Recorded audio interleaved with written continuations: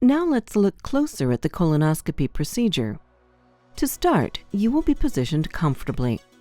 You will be given medication to help you relax or sleep during the procedure. A well-lubricated scope is gently placed in your rectum.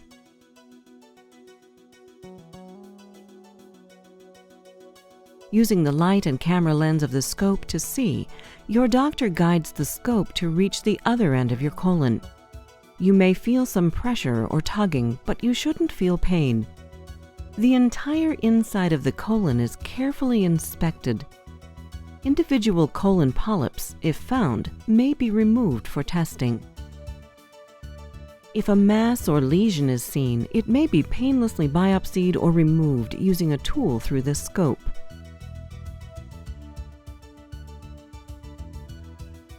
After the entire colon has been examined, the scope is removed and the procedure is complete.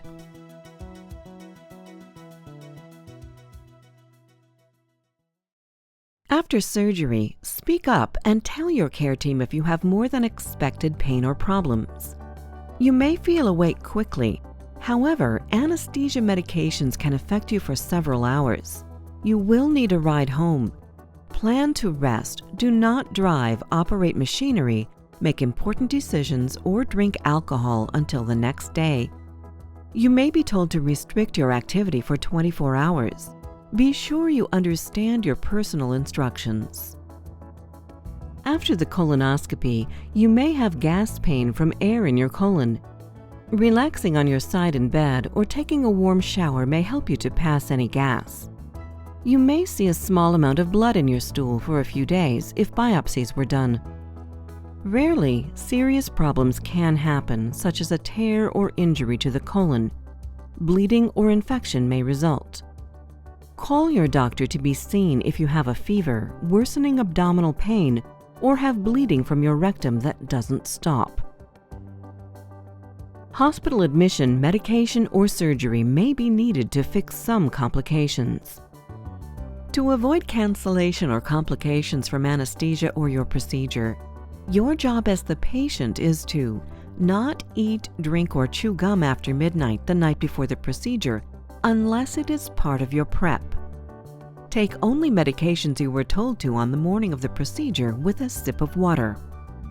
Follow the instructions regarding aspirin and blood thinners before surgery, as you may be asked to stop or continue taking them depending on your situation. And arrive on time.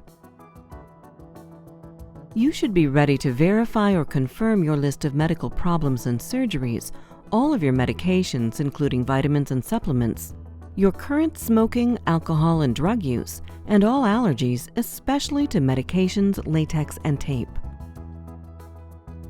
Before you have this procedure, it is your job to speak up and ask if you still have questions about why it is recommended for you, the risks, and alternatives.